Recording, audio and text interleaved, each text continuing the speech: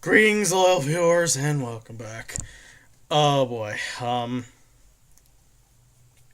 you know, I like you guys a lot, so to really show that, and because I know you guys enjoy seeing me torture myself sometimes, I'm gonna do another one of these creepy ass videos in keeping with the Halloween spirit. So in watching another video from Mr. Nightmare, we have 5 creepy ass true stories. Yes, I want to keep it short here because this one's only about 8 minutes long. So hopefully this one won't be as creepy as the last one. Then again, maybe this guy's the kind of guy who likes to usually go for quality over quantity. So maybe this will be. Who knows? Okay, so I'm basically stalling now. So without further ado, let's get it on. Number 5. Last night, a friend rushed me out of the house to catch the opening act at a local bar's music night. After a few drinks, I realized my phone wasn't in my pocket. Oh, gang I drunk. checked the table we were Not a sitting good start. at the bar, Not a good start. the bathrooms, and after no luck, I used my friend's phone to call mine. After 2 Nope. rings, someone Nope, answered, this is not gave gonna out end a well. low, raspy giggle, and hung up. They didn't answer again. I eventually gave it up as a lost cause and headed home. I found my phone laying on my nightstand, right where I left it. Number 4.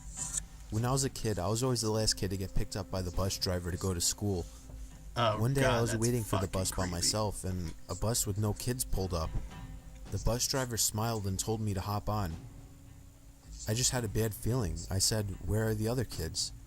He said, "We will go get them now. Just get on."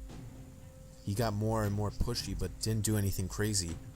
I just kept saying no, and he shrugged and left. The real bus pulled up a few minutes later. I went to school and my parents didn't know until I mentioned it that night. Looking back, they were pretty worried. I remember them scrambling Yeah, to I'd make be a few pretty phone calls. fucking worried too. Number 3. Wow, we're already at A number few 3. years back, I rented an apartment from a friend of mine. He had recently bought it and had it completely renovated. That is He genuinely put it up for sale horrifying. but couldn't find a buyer, so I offered to rent it in the meantime. So we're at After number moving 3, and in, I realized we're there was not even something 2 wrong minutes with the in lady yet. next door. She was about 45 but looked much older. She would sit up all night listening to Yeah, and I Christian look- radio shows and talking And I loudly to look someone. much younger. It got to the For point my where I age. couldn't sleep, so I went over to I'm her place 21. and asked her to keep it down.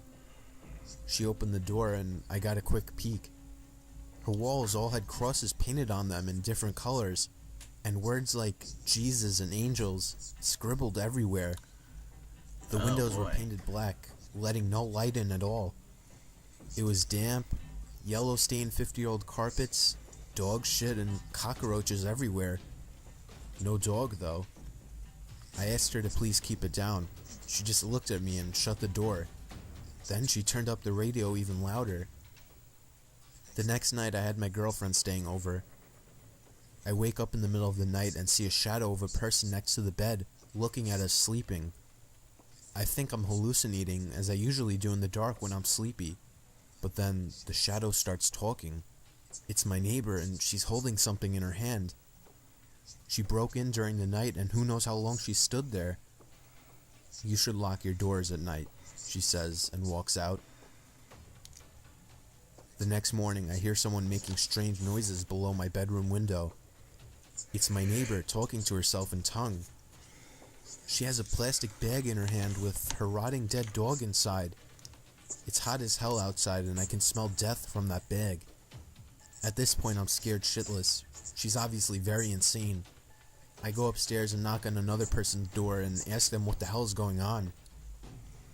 The guy is as scared as me. Apparently, she broke into his apartment one evening as well while he was watching TV with his kids. He got up from the couch to get a snack, only to find her behind the couch, staring at him, holding a power drill. Come to think about it, now I know what was in her hand. At this stage, I'm basically shitting myself. I call the cops and they know all about her. Apparently she's a violent schizophrenic and she hasn't taken her meds, but they can't force her or enter her apartment without her permission because she owns it.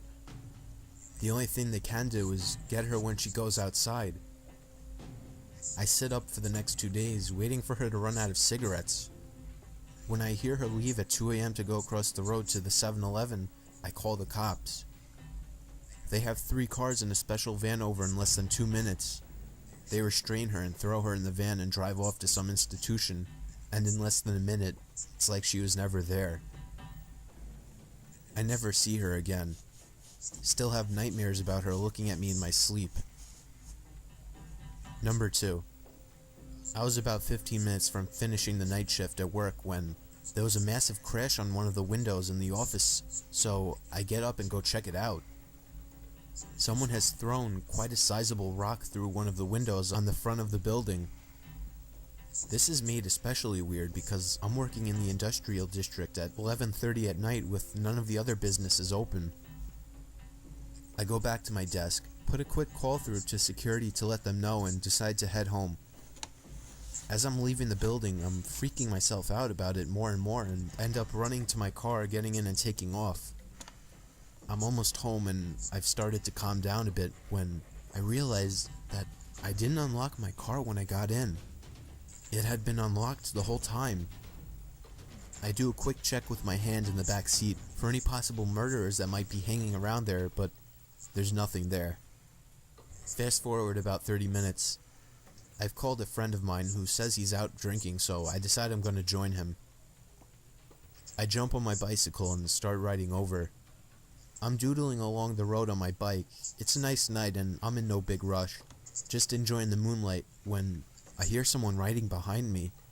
I straighten up and stick to one side of the road. He passes me really slowly, and when he's right beside me, he shoots me a smile, and I can describe it as purely insane.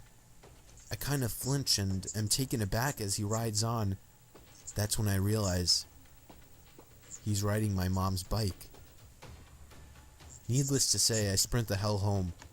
When I get there, sure enough, her bike is missing and one of my car's doors is open. The back left one. I was driving and had no need to open that door. Number 1.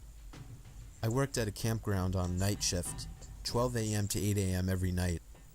It wasn't bad.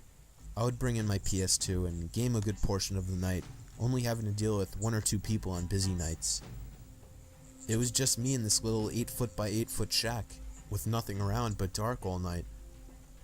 My first week there, the other third shift guy who was quitting told me about this payphone a few feet from the shack where I worked. He said it rang every night at 4:17 a.m., just once. It was probably just an automated test call, he guessed. He's never answered it himself. I go for a few months with the job. It was the middle of the summer, so most nights I had the windows closed, so I couldn't hear the payphone go off. Mid-August, I started leaving the windows open during the night. Sure enough, at 4:17 a.m. every morning, the phone would ring once. The ring even sounded creepy, like the payphone was submerged in water and then put where it sat. One night I got up the nerve to answer it. I set an alarm at 4:15 and would go wait at the phone until it rang. When it did, I answered it, but there was no sound, just dead air like someone was on the other line but wasn't answering. I said hello a few times and hung up. I did this every night for a week with the same results. I didn't think anything of it and left it alone after that for about a month. The first week of October, I decided to answer the phone once again. I set my alarm, and when the time came, I answered the phone. I repeatedly said hello into the phone. Then I heard what sounded like someone inhaling through clenched teeth. The voice that sounded was rough and sounded like he had gargled gravel. He said my name, my complete name, first, middle, and last. It was a voice I've never heard. My voice caught in my throat and I hung up. I rattled some change into the payphone and hit star 69. The number had come from California. I lived in Indiana. Oh, fuck. Yeah, of course this had to take place in Indiana. Fuck! Oh, thank God it's over. Fuck. Yeah, nope. Oh, God. After the friggin' I was joking about in the last video of those possibly taking place in Indiana, but oh god. Well, that was 5 creepy ass true stories. I can't take this anymore. I just can't. If I do another one of these too soon, I'm gonna have an aneurysm. I'm probably not gonna be able to sleep. Okay, so sorry that I didn't really talk too much through this one, but then again, this wasn't quite as long as the last one, so hopefully no one turns away. I'm sorry, just yeah. As much as I am piss scared of these kind of things, I will admit it is certainly fascinating to say the least, but probably was not a wise idea to do this with very little lighting here, especially to make this look creepy and possibly to have someone jump scare behind me. But thankfully this time I had the door locked behind me, so you're gonna see me unlock that as I walk out of here. Oh boy. As I mentioned at one point in one of my videos earlier this week that I would watch some SpongeBob. I'm probably later this evening and on Halloween night I'm gonna pop in the episode Graveyard Shift, because I loved watching that every Halloween when I was growing up. But yeah, that's about. Why did the last one, which was still definitely the creepiest one, had to take place in Indiana? Makes me wonder how. Makes me all the more cautious of creepy shit like this happening to me all the time. So let's just hope I can sleep well tonight. Well, that's about all the time we got. If you liked the video, go ahead and comment, like, and or subscribe. Any other suggestions, leave some in the comment section below. And be sure to check out my Patreon account if you got the time. And as always, I'm King Gargantuas, and I'll see you all next time.